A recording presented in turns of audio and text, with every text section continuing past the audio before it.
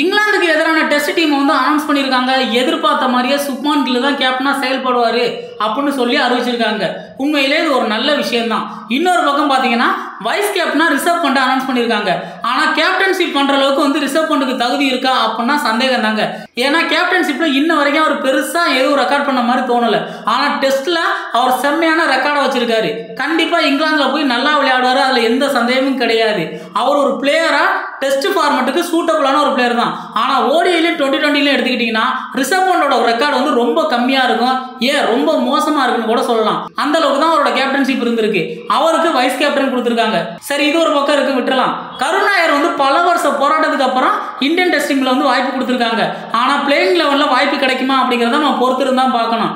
அவரை வந்து டெஸ்ட் டீமில் எடுத்து வச்சுட்டு பெஞ்சில் உட்கார வச்சுட்டு நாங்கள் டீமில் செலெக்ஷன் பண்ணோம் அப்படின்னு சொல்லிட்டு அவரை விட்டுறாம அவர் லோக்கல் டீமில் வந்து நல்ல ஃபார்மில் இருக்காரு, அதனால தான் டெஸ்ட் டீமில் எடுத்தோம்னு சொல்லியிருக்காங்க. அதே ஃபார்மை இங்கிலாந்துக்கு எதிரான டெஸ்ட் டீமில் அவர் கண்டினியூ பண்ண நினைச்சாங்கன்னா அவருக்கு பிளேயிங் லெவலில் கண்டிப்பாக வாய்ப்பு கொடுக்கணும் அப்படின்னு தாங்க சொல்கிறேன். சரி, இதையும் விட்டுறலாம். இன்னொரு பக்கம் பார்த்தீங்கன்னா ரவிச்சந்திரன் அஸ்வினுக்கு அப்புறம் தமிழக பிளேயர் வந்து யார் இந்தியன் டெஸ்ட் டீமில் வந்து ஸ்ட்ராங்காக இருப்பாங்க, ஸ்டாண்டர்டாக இருப்பாங்க அப்படின்னு யோசிச்சுக்கிட்டு இருக்கும்போது அந்த இடத்துக்கு வந்து சாய் சுதர்சனை செலக்ட் பண்ணியிருக்காங்க. கண்டினியூஸா ஒரு ஐபிஎல் வந்து பக்காவா பெர்ஃபார்மன்ஸ் பண்ணிக்கிட்டு இருந்ததுனாலையும் கன்சிஸ்டண்டா அதிக ரன் அடிச்சிருந்ததுனாலையும் அவருக்கு இந்த வாய்ப்பு கிடைச்சிருக்கு. கண்டிப்பா பிளேயிங் லெவல்ல இவர் இருப்பாரு அப்படின்னு சொல்லி எல்லாருமே சொல்லிக்கிட்டு இருக்காங்க. சுப்மான் கில்லோட சேர்ந்து இவர் ஓப்பனிங் அப்படி இல்லைன்னா ஒன் டவுன் ஸ்லாட்ல ஆடுவாரு. ஏற்கனவே விராட் கோலி, ரோஹித் சர்மா 2 வேக்கண்ட் இருக்கு.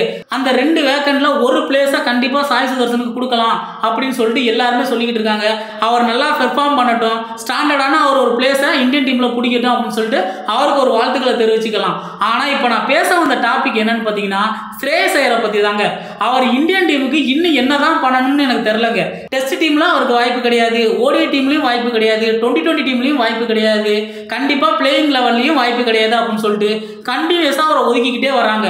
3 ஃபார்மட்டுக்கு ஏற்ற ஒரே பிளேயரு, 3 ஃபார்மட்டுக்கு கேப்டன்ஷிப் பண்ணக்கூடிய ஒரே பிளேயரு இவர் மட்டும்தான் இப்ப இருக்க இந்தியன் டீம்ல. ஆனா அவரை கொஞ்சம் கூட கன்சிடர் பண்ணாம தொடர்ந்து வந்து பிசிசி வந்து அவர் அவாய்ட் பண்ணிக்கிட்டு இருக்காங்க.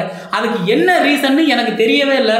உங்களுக்கு தெரிஞ்சிச்சுன்னா ஒருவேளை கமெண்ட் செக்ஷன்ல சொல்லிட்டு போங்க. அவரோட பெர்ஃபார்மன்ஸ் பாத்தீங்கன்னா உள்ளூர் போட்டியிலையும் செம்மையா இந்த சீசன்ல பண்ணியிருக்காரு. தொடர்ந்து ஐபிஎல்லையும் நல்லாவே பெர்ஃபார்மன்ஸ் பண்ணிட்டு வராரு. அது மட்டும் இல்லாம 3 டிஃப்ரெண்ட் டீமை கேப்டன்ஷிப் பண்ணி ஐபிஎல்ல பிளே ஆஃபுக்கு எடுத்துட்டு போன ஒரே பிளேயர் ஸ்ரேயஸ் ஐயர் தான். கண்டிப்பா பஞ்சாப் வந்து இந்த தடவை ஃபைனலுக்கு போய் கப் அடிச்சாலும் ஆச்சரியப்படுறதுக்கு ஒன்றும் கிடையாது. அந்த அளவுக்கு செம்மையா டீமை லீட் பண்ணி எடுத்துக்கிட்டு போறாரு. நீங்க இவருக்கு டீம்ல வந்து கேப்டன்ஷிப் கொடுக்கலாலும் பரவாயில்ல, பிளேயிங் லெவன்லயோ ஏன் டீம்ல இருக்க 18 பேர் செலக்ஷன் பண்ணி வச்சிருக்காங்க டெஸ்ட் டீமுக்கு. அந்த 18 பேர்ல இவருக்கு வாய்ப்பு கொடுக்க முடியாத அளவுக்கு இவர் கேவலமா பெர்ஃபார்ம் பண்ணிட்டு இருக்காரா? இன்னும் சொல்ல போனா அபிமன்யு ஈஸ்வரன் ஒரு பிளேயரை கூட எடுத்து வச்சிருக்காங்க. அவரெல்லாம் கண்டிப்பா பிளேயிங் லெவலில் வாய்ப்பு கூட கொடுக்க மாட்டாங்க, ஓரமாக தான் எடுத்து வச்சிருப்பாங்க.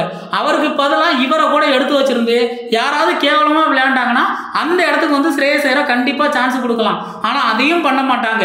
இப்படி கண்டினியூஸா அவரை எதுக்கு தான் புறக்கணிக்கிறாங்கன்னு தெரியல.